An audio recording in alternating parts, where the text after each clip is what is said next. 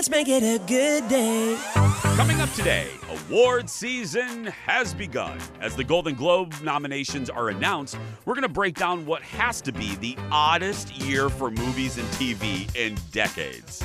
Then, a new buzzworthy movie chronicles 24 hours in the life of thousands of people around the globe. We're going to talk to the innovative filmmaker live. Jeremiah was a bullfrog. And she's back. I call her the Bette Midler of the Twin Cities, but we can just call her family. Our buddy Erin Schwab returns with details on her new gig. Plus, we're playing the classic Name That Tune. Here we go. Let's make it a good day. We do it our own way. Let's make it a good day. Oh, no matter what they say. Oh, yeah, yeah. Good morning, everybody. We are live from our studios in the Twin Cities. Good morning, and welcome to The Jason Show. I'm Jace. Please welcome my sidekick sister from another mister and America's favorite former Arby's shift manager, Kendall Mark, everybody. There we go. Hello. It's good mood food. I'm wondering if that one seemed like it took a second. Like you were really thinking I was going to about that say one. something else, and I changed my mind. I'm going to save it for tomorrow. Oh, I like it. Yeah. Okay. Hi. That's new. No, it's Oh. not. I tried to get her new outfits right. I thought that was new. Yesterday was new. Okay. It looks delightful, though. Thank you. How you doing? I am doing really well. It's Wednesday. Yeah, I guess it's midweek. We're almost there. I like it. Almost to the weekend. Mm-hmm. Yeah. And one of our favorites is here in our audience today. So. That's right. Let's say hello to our virtual audience. To the left is one of our favorites. When we have a studio audience, she's here basically every other week, and we love her. It's our good friend, Heather. Hi, sweetheart. Now, Heather, you know I notice. Good morning. I miss you guys. I miss you, and you know I notice everything. You have a new haircut. Yes. You look beautiful. When's your next model? Thank you. When's your next modeling session, Heather? When are you going in for your next modeling session? Tomorrow. Tomorrow, yes. That's Yes. right. Yes. And not to be outdone, look at Susie. Susie has the scarf. She has the hair. You're looking fantastic, Susie. Where are you zooming in from? I am zooming in from Oakdale. Oh, Oakdale. Kendall, I think Susie's the first one ever from Oakdale. I think you're right. I think we're right. Susie, thank you for being here. Heather is, they're both going to be here throughout the hour. Thank you very much, ladies. And I got up this morning and I was listening to the Bethenny Frankel podcast, which is good. If you want motivation, like if you're an entrepreneur or you're starting a brand new business, it's not about housewives or anything like that. It's just actually really more motivational, especially for small business owners. And she had this conversation with Andy Cohen that really stuck with me. And it made me, and I think it's just a good opportunity to remind, like, especially young folks out there, because we get asked all the time, hey, what kind of advice do you have for folks coming up, maybe not even in the TV business, but folks that just want to achieve some level of success in whatever they want to do. And, and I think their conversation, Andy and Bethenny's conversation, bears repeating, because we kind of live in an age, and I don't want to get all woo-woo, but I think this is nice to share. We live in an age where, because of Instagram, and you see people like Kylie Jenner who, show some toothpaste and they make $1 million. I think a lot of people think that success for everybody comes in like a moment, and that doesn't always happen. And I was reminded once again that, it's about hard work. And even though some people make it look easy, behind the ease is years and years of hard work. And that's true for both Andy Cohen and Bethenny. And Andy had said something in this conversation that I was brushing my teeth and brushing my hair, and it stopped me in my tracks because it's something that I have said many times on this show. Executive producer Jeff has heard me say, and Andy said it the exact same thing. And this is what he said. He said, look, he goes, I wasn't an overnight success. He worked as an assignment desk person at CBS News in New York, starting in 1990, and worked his way up. He was a waiter, he was a server, had all these odd jobs. And he said he was so grateful when he finally got the job at CBS. And this is what he said. He goes, I was so grateful to just get a paycheck with the CBS eye on it. That was my feeling of success. And it reminded me of myself in 1997. I was 23. I moved here. I didn't know a soul. I remembered that a professor had told me Minneapolis was a good market for TV. I moved here. I rolled the dice. I found out that CCO was hiring for an overnight dispatcher, and I got the job, and I got my first paycheck from CCO, and I saw that CBSI, and I started crying. And I got on the payphone across from CCO, and I called my friends back in Michigan City, and I said, I've made it. Like, I was the happiest person. I didn't need to be on air. I didn't need to be some fancy producer. I was just grateful to have any job in the business that I love. So the advice that I will leave you with today is find something that you're truly passionate about and figure out a way to get paid for it, and then there won't be a day of your life that will feel like a job. And that was what I was reminded by. And and it takes hard work.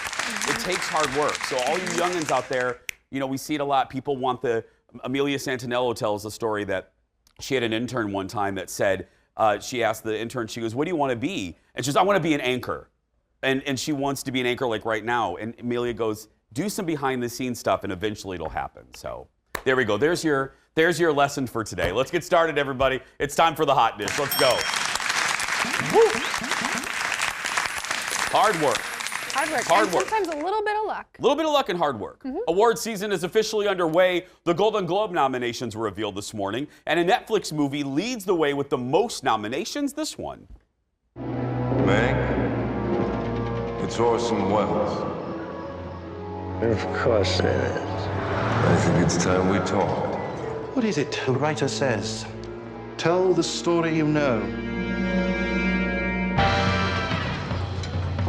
Hello, everyone. Make yourself to home, Mr. Mankiewicz, or shall I call you Herman? Please, call me Mank. This is Herman Mankiewicz, but we're to call him Mank. Mankiewicz. Herman Mankiewicz, New York playwright and drama critic, turned humble screenwriter, Mr. Hearst. Okay, that's a clip from Mank. Stars Gary Oldman, and it's about the making of Citizen Kane. And it landed nominations for Best Film, Best Actor, Best Director, Best Supporting Actress, Best Score, Best Screenplay, Best Maintenance Crew, Best...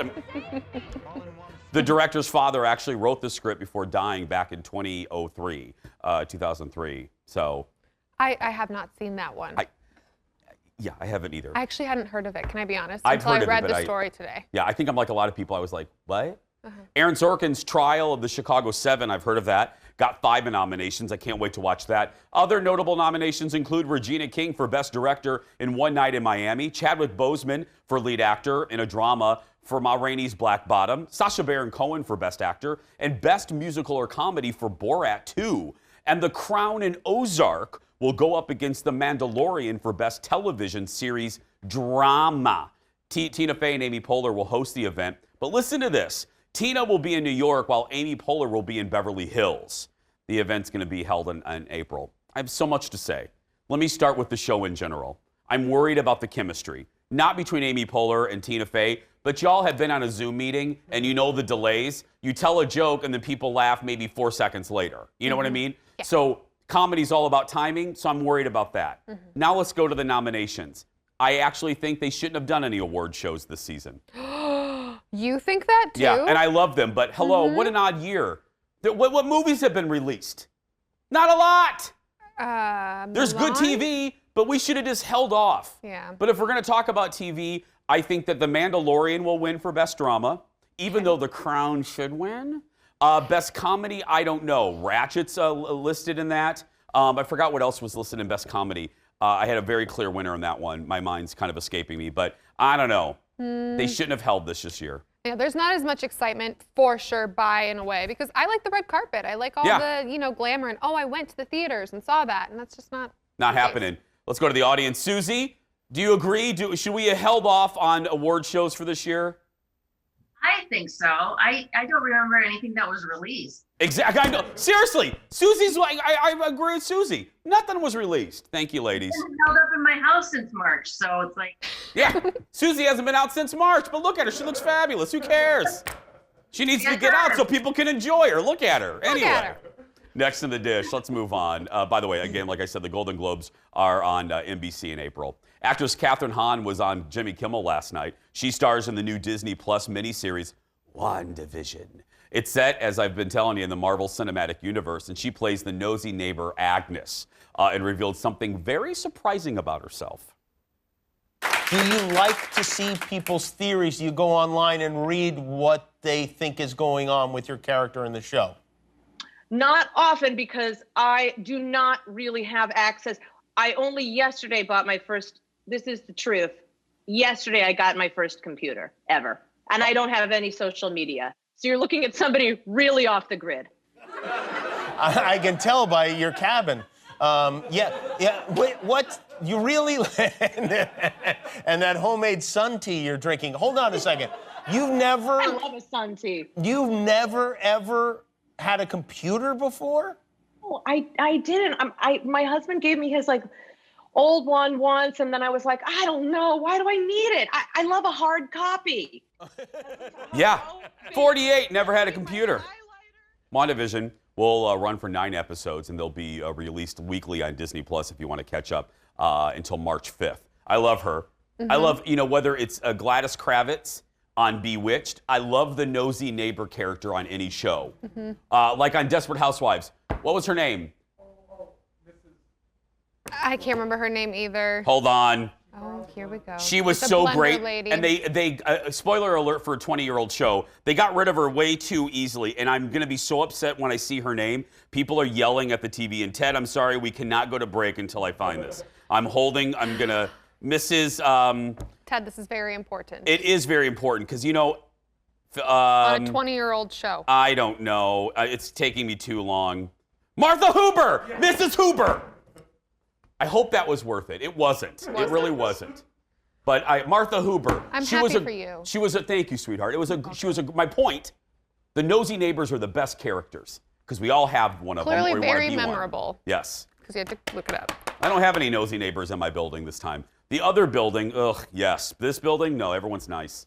No one talks to each other, but they're nice. We have a lot more ahead. We'll be back right after this, everyone. Stay with us. Martha Huber.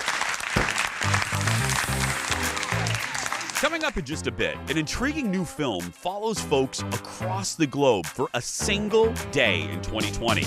We're going to talk with a filmmaker about that project, plus his other project, a documentary about Oprah. Then, it's the latest show I'm obsessed with, another TLC hit, 1,000-Pound Sisters, why Amy and Tammy have touched my heart. If I were the king of the world. And Erin Schwab is back with the Valentine's Day show. Plus, we are going to play the classic Name That Tune. The Jason Show. We'll be right back.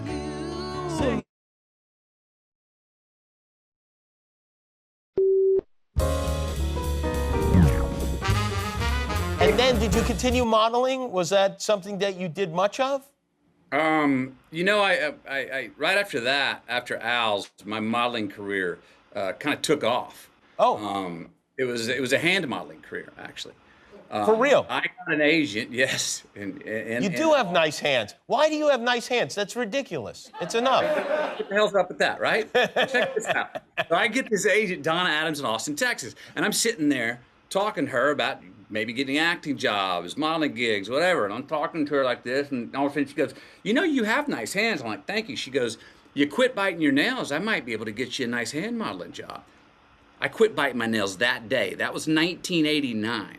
The vanity and the commerce possibilities of my hands with unchewed on nails excited me quite a bit. And I've gotten 2 hand modeling jobs and gotten paid just over $300 for both of them in the last 29 years.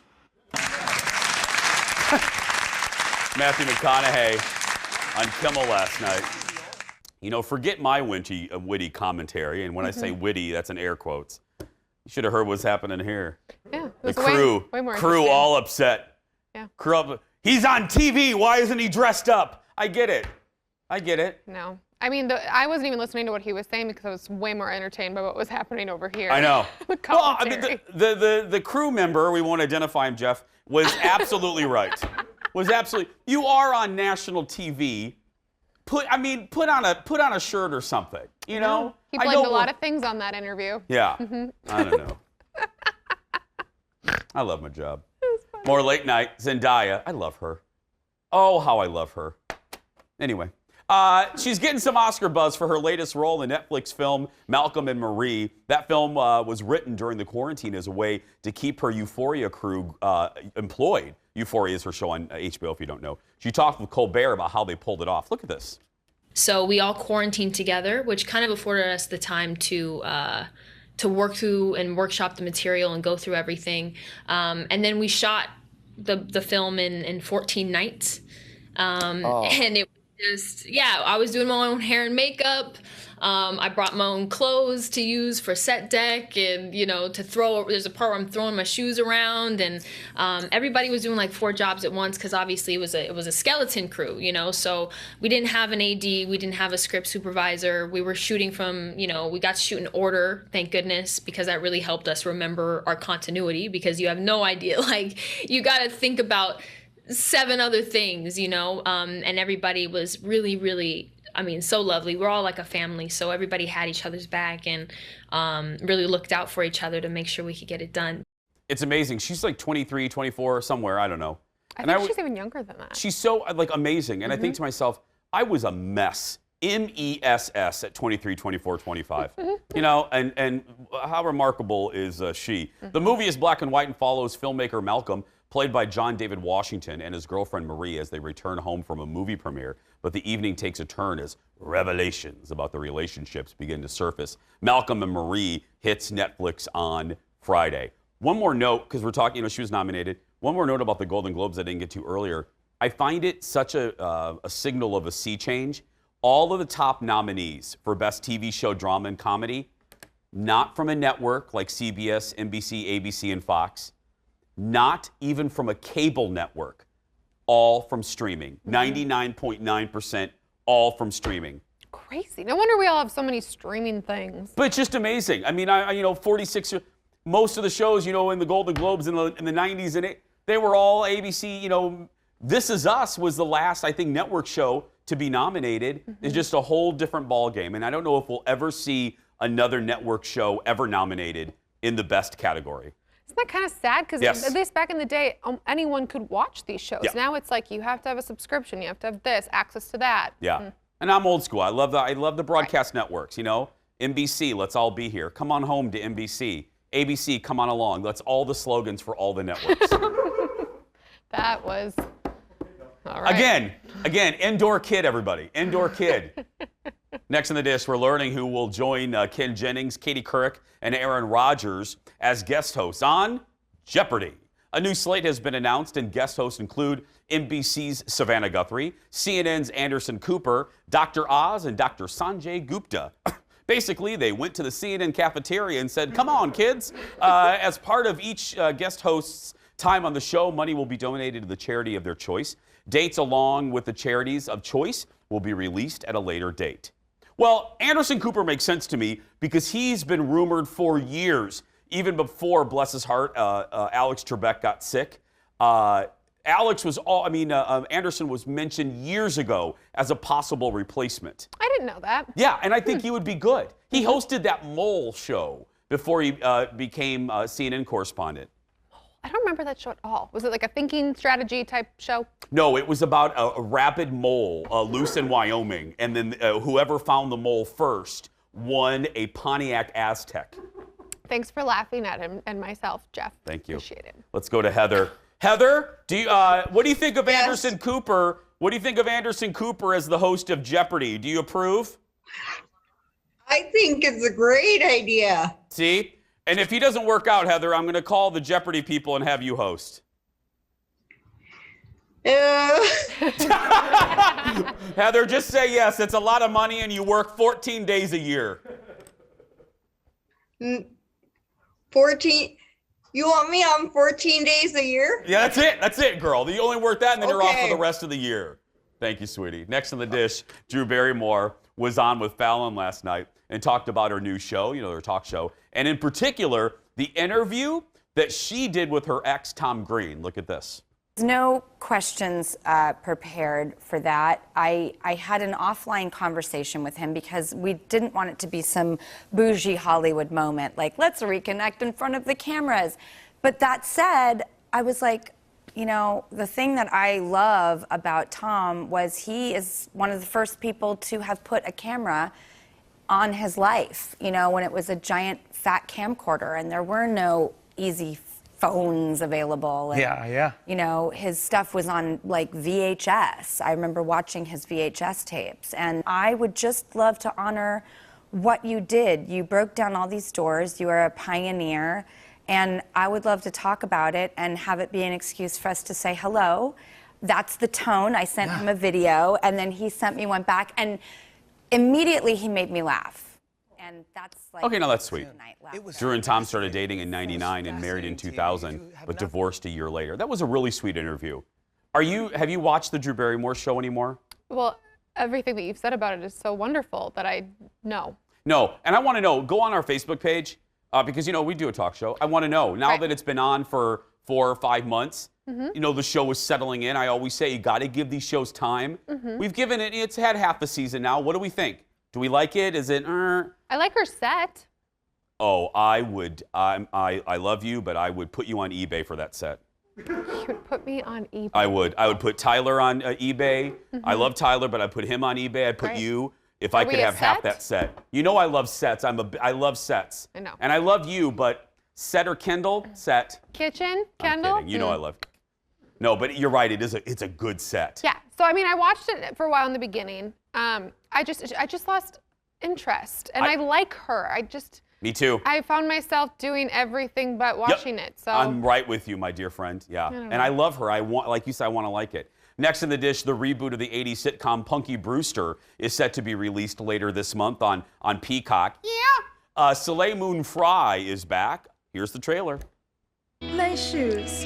I remember that girl. I have 2 different feet. Why should I wear 2 different shoes? Still works. Newly single. Professional photographer. Used to be fun. I'm still fun. Here comes the dance. Can't stop. Won't stop. Okay, I'll stop. Raising 3 kids on my own, I'm barely keeping it together. It's time for me to focus on myself and my needs. Ooh, check him out. I am not ready to date again. Your father and I just broke up. A fireman? Holy macanoli. Ooh, Freddie Prinze Jr., I know what you did last fall. Punky is a single mom in this iteration, and her ex-husband is played by Freddie Prinze Jr., and you can see it on Peacock, NBC's streaming service, a little bit later this month. For those of you who don't know, it was a short-lived but beloved sitcom on NBC. And my buddy from My Talk, Colleen Lindstrom, loves the show, has a great theme song that I will not sing for you because I want you to keep watching. Here's my problem. I want this to be good, but I think the writing needs to be better. It looks a little cheesy. And look, Punky was cheesy, but it just like the jokes seemed a little canned. You know, I don't know. What really stood out to me, and I didn't watch Punky Brewster or any of that, but was the costuming in the set looked very Disney Channel-esque. Oh, good observation. Yeah, because I watched all those shows with my sister when she was a kid, and I was old enough to not watch them, but I watched them anyway. So that always just kind of is odd to me. Like, who's your audience then? Yeah, I want this to be good, but let me end on a positive. Soleil Moon Frye, holy moly. Freddie Prinze She's Jr.? around my age. I look 80. She looks like 26. 80? 72. Still ahead. Got to go back in for more Botox. Still ahead, Erin Schwab is back and will be performing live and in person next week. We'll tell you where, but next, we're talking with a filmmaker who has a project that took him all over the world. This is such a great concept. We're talking to Kevin MacDonald when The Jason Show continues. Right after this, everyone. There's our audience, Susie and Heather.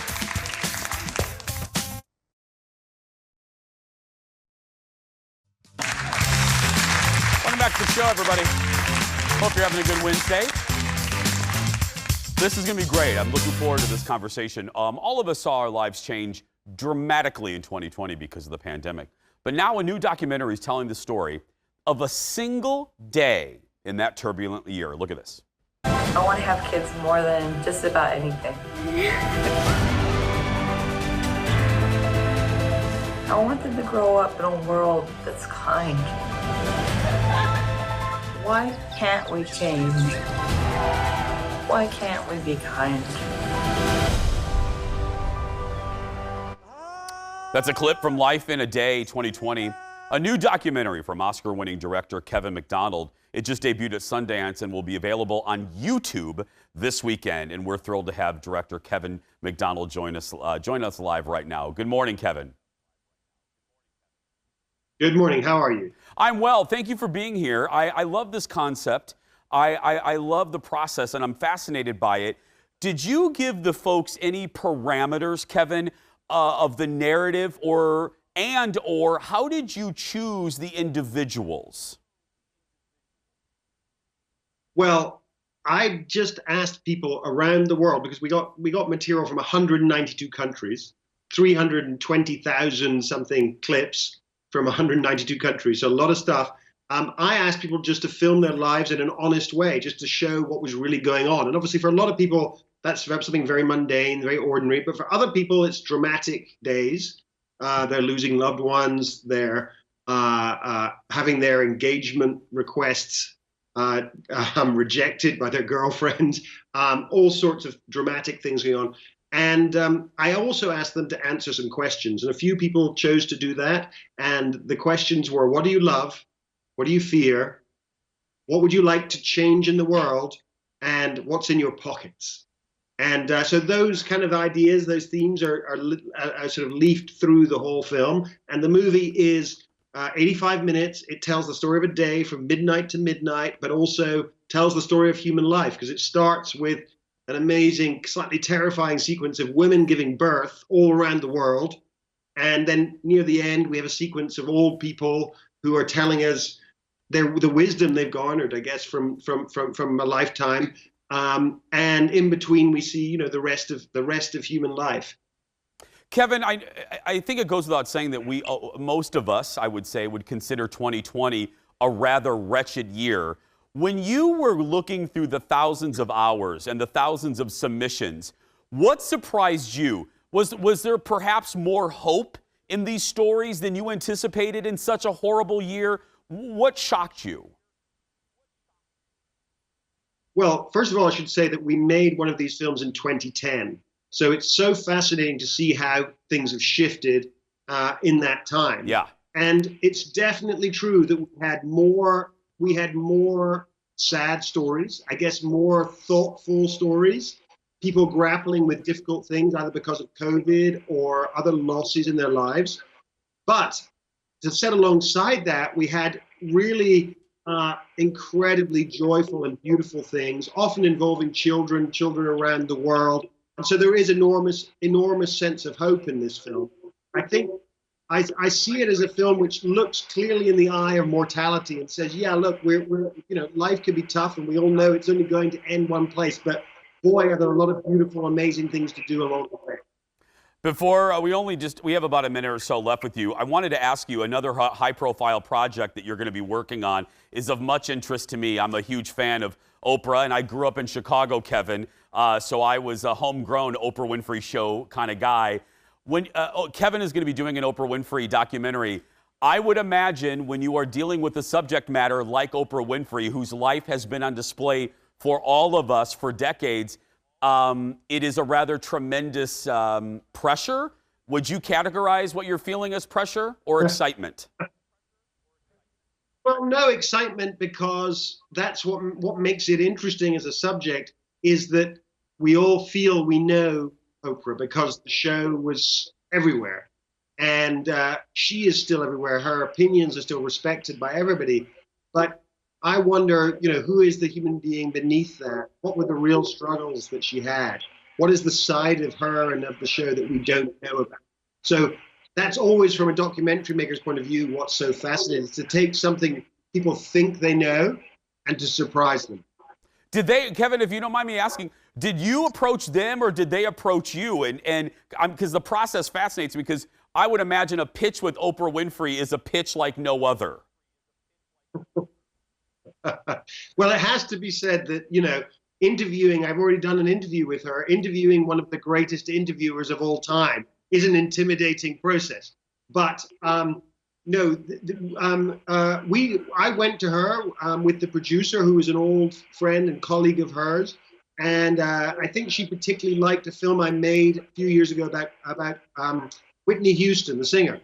And we talked about that, and we discussed that film. And I think she really liked the idea of looking at her life in a different way. She's never written an autobiography. She's never done any film like this before. So I'm totally excited about it. Well, we can't wait to watch this current film, Life in a Day 2020. Kevin, thank you for joining us.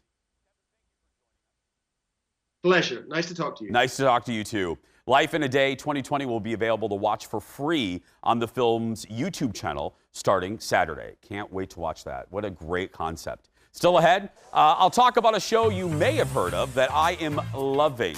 1,000 Pound Sisters on TLC. Why it's grabbing my heart when we come back. Back in a moment.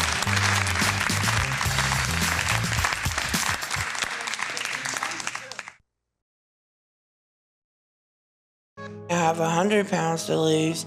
It is a lot more than what Proctor gave me. But if I don't get healthier, I could be bedbound. And I definitely don't want that. I mean, I'm like to the next step of being bedbound if I don't do something now. Welcome back. It's becoming one of my favorite shows every week, following the journey of two sisters trying desperately to get control of their weight. The show, 1,000 Pound Sisters, follows the Slatton sisters. Slayton, think of Slatton. Season 2 is airing right now on TLC. Now, Amy is one of them, and she is desperate to start a family, but wasn't able to before because of her weight. That's her dog right there. There's Amy. That's the sister that wants to be pregnant. Tammy, meanwhile, that's Tammy, is trying to lose weight to avoid being bedridden, and she is very close to that point now that we're in season 2, because we are now in season 2 of the show. Immediately, you know, I'm drawn to any type of these stories because of the fact I've been very open about my own personal struggle with weight. It'll probably be something I deal with for the rest of my life. But you have such, you feel for these sisters. You know, they're very funny. They're from Kentucky. I have relatives in Kentucky, so I love some good Southern people. They're you know, they're a little rude and crude. I don't mind that because that's what my relatives are in Kentucky. But behind the humor, you see a lot of pain. You see a lot of pain, and you can see it. And you can see it as they're eating. You can see it as, you know, when they go to the doctor, because the whole setup of the show is, like a lot of these TLC shows, they line the sisters up with the doctor in Atlanta because they want to have gastric bypass surgery. And the doctor sets goals for them to try to attain in order to be approved for the surgery. Don't want to give anything away, but one sister meets that goal and the other does not. So not only does the one sister who can't get the surgery deal with her own disappointment, but she has to watch her sister kind of get her life a little more together. We're in season 2 now. Again, I don't want to give much away, but Tammy seems to struggle a lot. The sisters became famous on YouTube, and a recent episode talked about some of the online hate that they face. Look at this. I mean, it doesn't make it okay for people to, oh, you're not doing what you're supposed to be doing. Amy looks great. You're not doing anything. Bull crap. How do they freaking know?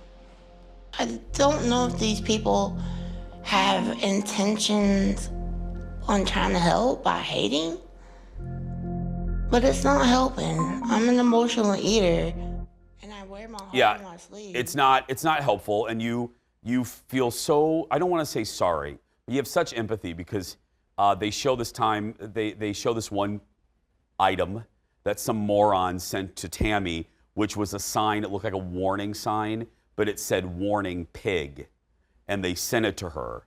And it's like, what kind of human being, you know what I mean? What kind of human being actively buys a sign like that and sends it to another human being who is obviously in pain, you know? I just think there's a special place for people like that. But anyway, I feel so many things for these sisters, and it's people ask. Jeff just asked a few minutes ago, is it hard to watch sometimes? Yeah, you know, it really is. But you want to see them do better. You want to see Amy seems to be kind of on the right track, but Tammy, you're rooting for her so bad, and she slips back, and you see her because of the pandemic. You know, she was doing really well, and the pandemic hits, and she fell back on old habits.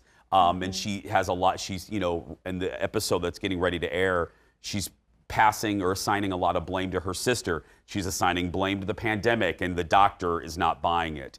And because sadly, if she doesn't get a hold of this problem, she may not be alive. Bluntly, the doctor tells her, you're not going to be alive in 5 years, because she's now 650 something. She weighs 650 pounds, and at one point she got down to 550, and then gained it all back and then some.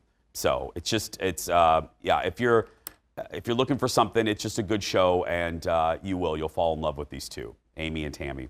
Look for 1,000-Pound Sisters on TLC or the Discovery Plus app, which I'm loving because of the sisters. Still ahead, now you can see Erin Schwab perform live next week. We'll talk to Schwabi when we come back. Back in a moment.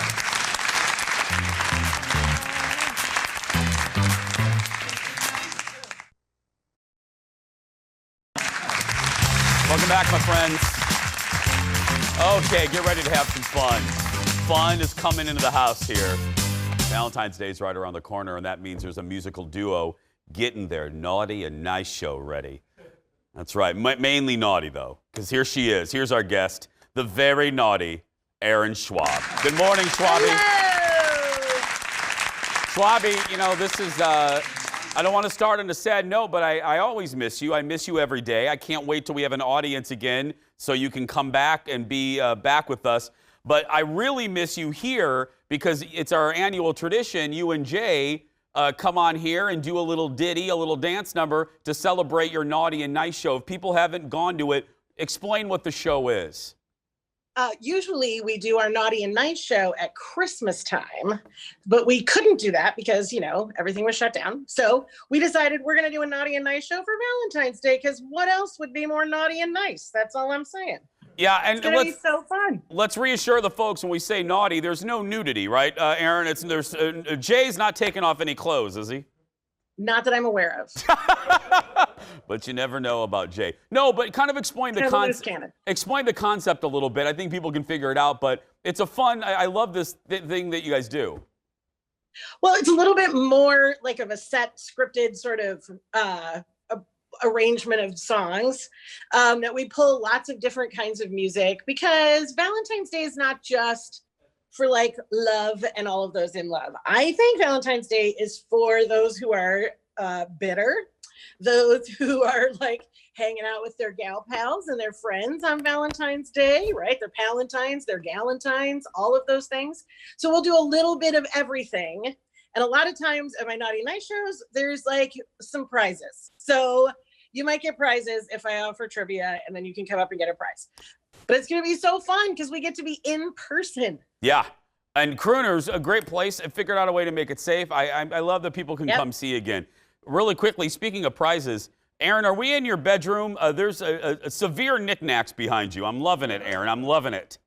No, this is my piano right here. Oh, this is our piano in our house. That is a piano. I couldn't see. Oh, and look at that. This right here is a picture of Jay Fuchs as a child in a frame. Jay Fuchs, Erin. Look Look at that hair. Look at those look at that collar. Come on.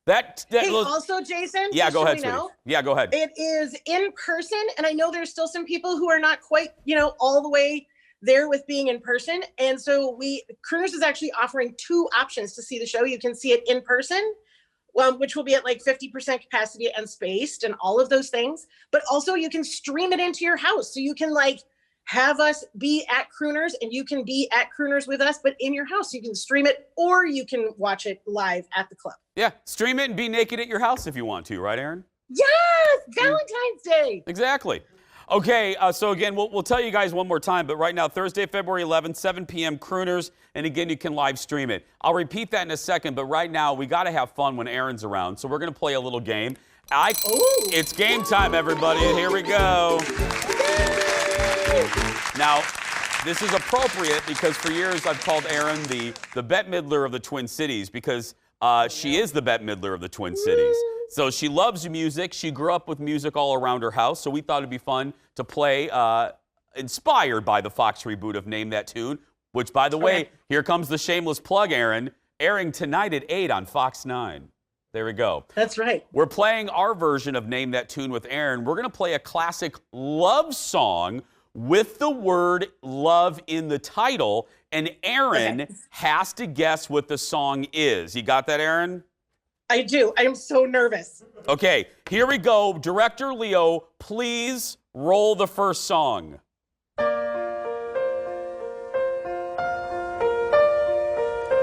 Buzz. Okay, got it. Leo, stop it. Okay, what is it, Erin? It's Endless Love. Lionel Richie and Diana Ross. That's right, Erin. You get it. You get the point. Okay. Okay, we're gonna give that one to her. Does Erin get a prize if she wins? Do we know? We don't have the budget, do we? What? I'm sorry? She gets a mug that she doesn't need. Okay, we have a mug. Okay. Oh, good, yeah. good. Not that you don't have enough Jason Show mugs. Okay, Director Leo, roll the next one. The whispers in the morning. But lovers sleep. I believe it's called Lady. I'm Your Lady. Lady is Celine Dion. No, I'm sorry. Lady will not be accepted. It is The Power of Love by Celine Dion. Oh, no! It's all right, Erin. You still have a few more chances. You're this close to winning a car. So here we go. Great. Director Leo, please roll tune 3.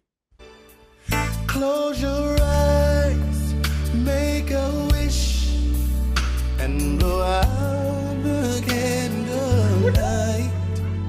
For tonight is just your night. We're gonna celebrate. I know the words. Okay.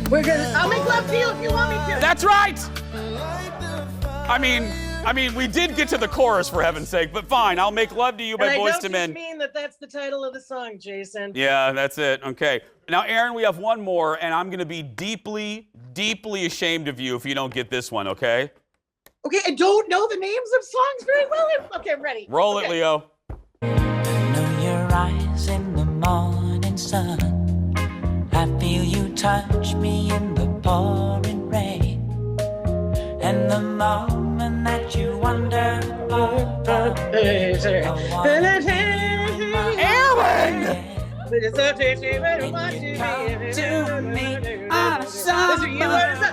Okay. Did she say Deep Love? She said it. Deep Love by the Bee Gees. Wow, Erin. I don't ever know the names of songs.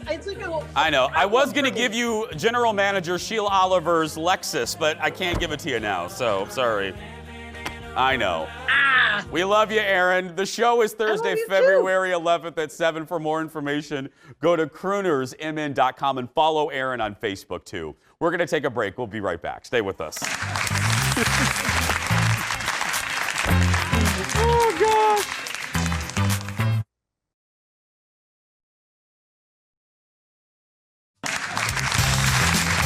Welcome back to the broadcast, my friends. Hey, I said this on the top of the show. We have openings this month to be part of our virtual audience. Just go to the Jason Show Facebook page, Jason Show TV, and click the link. We pinned it to the top of the page to make it easy for you. Sign up for a certain day and be a part of the show. I know a lot of you have tried. Now is your chance. Thank you very much. We're going to wrap up the show when we come back. Back in a moment. Virtual audience.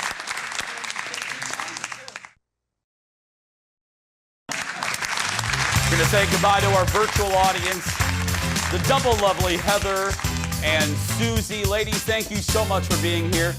Susie, come see us. We can have an audience. Thank you. And Heather, I know I don't need to tell you that. We'll see you soon, my love. Thank you, ladies. Yes, I'll see you soon. Bye, sweetie. Okay, here's the question, our bubblegum goodbye. It's going to be very easy. You ready? Never have I ever used a fake ID. Of course I have. I went through like 20. Oh. Was I not supposed to admit that? Her name is Mark, Kendall. If the police are watching. I never have. What? Never. That's outrageous. Never. I was a good kid. I told Dar. She was real lucky. I didn't drink until, I didn't even drink Boone's Farm until I got to college. Me neither, Mom and Dad, when I was 21. Alex, I'll take liars for 400, please. No. Or 4,000, please. That's right. Anyway, tomorrow on the chair just messed up. Wow, that's what I get for calling you names. Tomorrow, Stephanie Hansen is back talking about one of my favorite things, chicken wings. It's tomorrow. If you're watching your kid that's being bullied, go out there and be yourself, because nobody can tell you're doing it wrong. Have a good day, everybody. We'll see you tomorrow. I'm gonna